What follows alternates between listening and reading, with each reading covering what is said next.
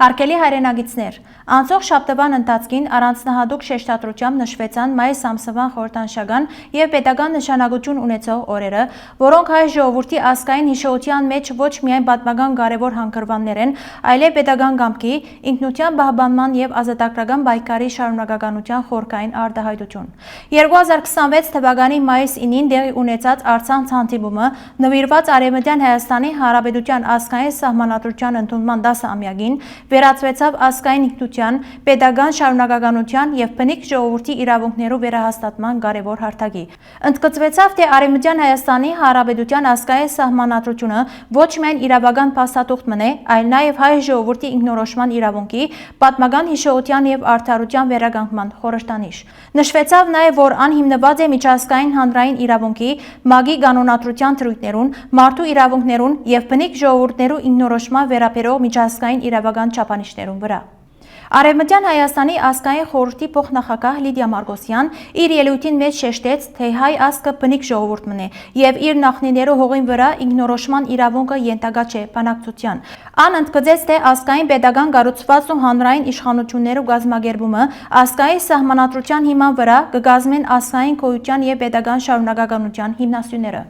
Միևնույն ժամանակ, անդրադառնալով վերջին միջազգային քաղաքական զարգացումներուն, ինչպես նաև եվրոպական հարթակներուն վրա տեղի ունեցած գագաթնաժողովներուն և քննարկումներուն, անգամը ևս վերահաստատվեցավ, թե հայկական հարցը կշարունակե պահպանել իր կարևոր տեղը միջազգային քաղաքական օրակարգին մեջ։ Արցախի ապագային, հայության իրավունքներուն, ազգային ինքնության ու պետականության վերաբերող հարցերը այսօր սերտորեն առնչված են միջազգային հարաբերություններուն, դիվանագիտական գործընթացներուն և աշխարհաքաղաքական զարգացումներուն։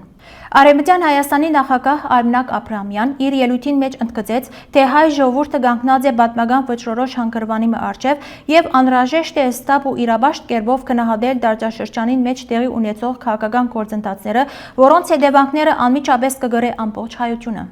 Նախագահը անդրադարձավ նաև եվրոպական քաղաքական շրջանակներուն մեջ տեղի ունեցած քննարկումներուն, նշելով, թե անոնք ուղղակիորեն կվերաբերեն մարդու իրավունքներուն, միջազգային իրավունքին և դարաշրջանային անվտանգության հարցերուն։ Ըստ անոր, մարդու իրավունքներու եվրոպական դատարանի ներկայացված հայցերը, որոնք կվերաբերեն Արցախի հայության իրավունքներու խախտումներուն, կարևոր քաղաքական և իրավական նշանակություն ունին, մանավանդ երբ միջազգային որոշ շրջանակներ արդեն սկսած են խոսիլ արցախահայության վերադարձի իրավունքին մասին։